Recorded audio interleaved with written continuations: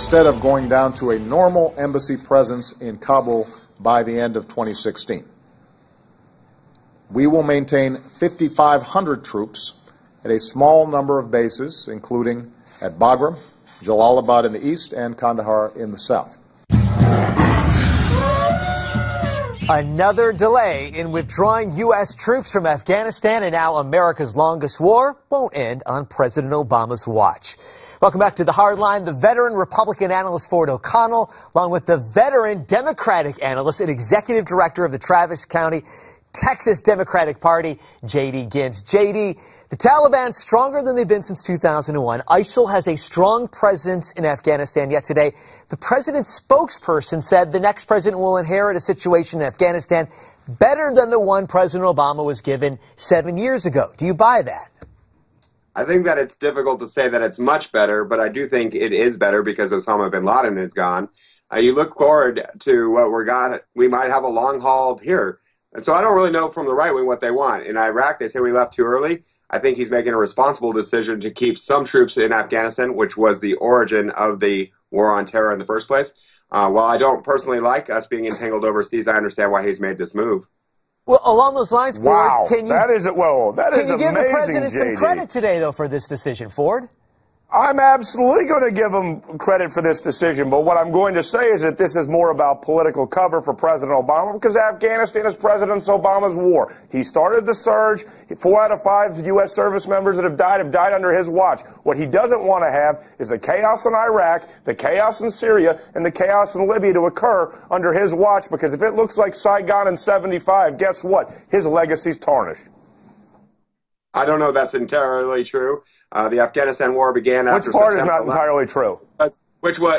The Afghanistan war began after September 11th, which was on George Bush's watch, and it's the only place that the war on terror really should have been. What I said was hold on. What I said was the following. Obama basically initiated the surge. True. 4 out of 5 U.S. servicemen that died in Afghanistan died under Obama's watch.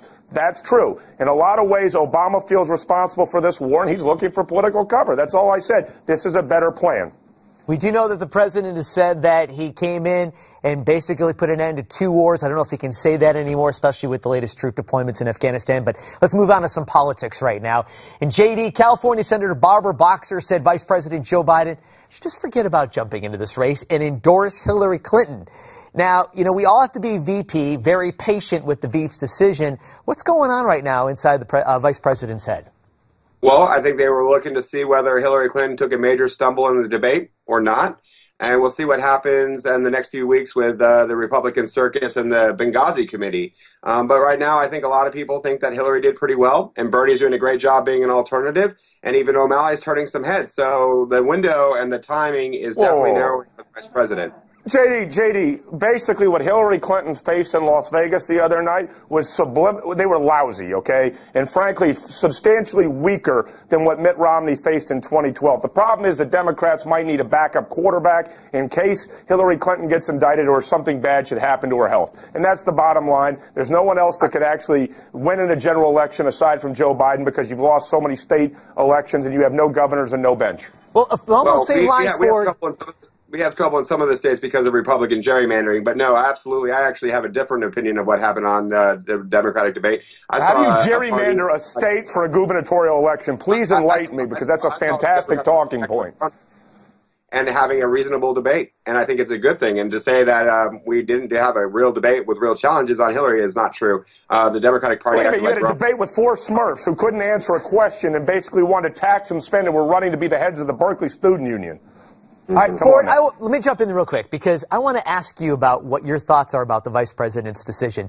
Do you feel that it's unlikely he'll get the Democratic nomination, but if he did, he'd be hard to beat in the general election?